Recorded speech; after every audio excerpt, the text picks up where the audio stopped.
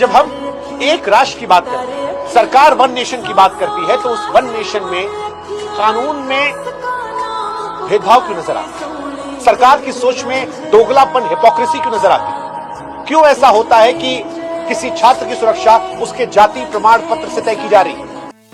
दोस्तों, अभी जो आपने सुना वो काफी गंभीर है। अभी आपने जो क्लिप्स देखी वो सिर्फ एक ट्रेलर था उस बड़े बदलाव का जो हमारे देश के एजुकेशन सिस्टम में होने जा रहा है। यूजीसी यानी यूनिवर्सिटी ग्रांट्स कमीशन के नए नियमों ने पूरे देश में एक बहस छेड़ दी है।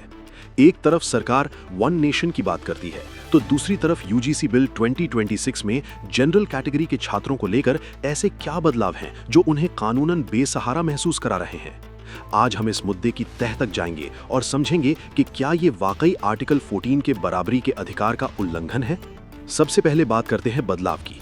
यूजीसी ने अपने नए गाइडलाइन से कास्ट यानी जाति शब्द को हटा दिया है।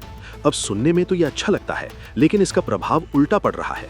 आर्टिकल 14 हमें कानून के सामने बराबरी का अधिकार देता है, चाहे वो किसी भी जाति का हो।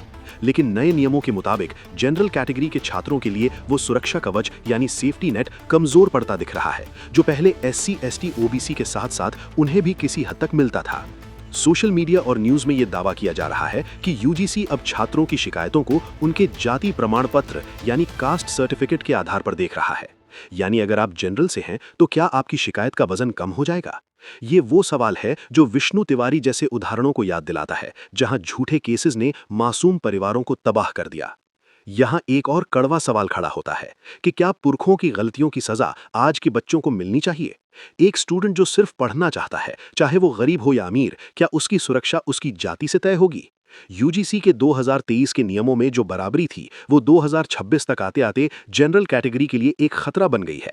आर्टिकल 14 साफ कहता है कि कानून सबके लिए बराबर है, लेकिन जब नियम ही भेदभाव करने लगे तो छात्र जाएं तो जाएं कहां? सरकार को यह समझना होगा कि बराबरी का मतलब किसी एक तबके को ऊपर उठाना नहीं, बल्कि किसी भी तबके को पीछे ना छोड़ना है। गरीबी देखकर सुरक्षा तय होनी चाहिए, ना कि जाति देखकर। यूजीसी बिल 2026 अगर इसी रूप में लागू हुआ तो ये हमारे देश के इक्वालिटी वाले विजन को एक बड़ा झटका दे सकता है। आपका इस पर क्या कहना है?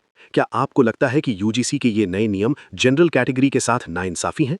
अपनी राय नीचे कमेंट में जरूर लिखें, क्योंकि आपकी आवाज ही बदलाव ला सकती है। और ऐसे ही डीप रिसर्च और फैक्ट्स के लिए चैनल को सब्सक्राइब करें। जय हिंद।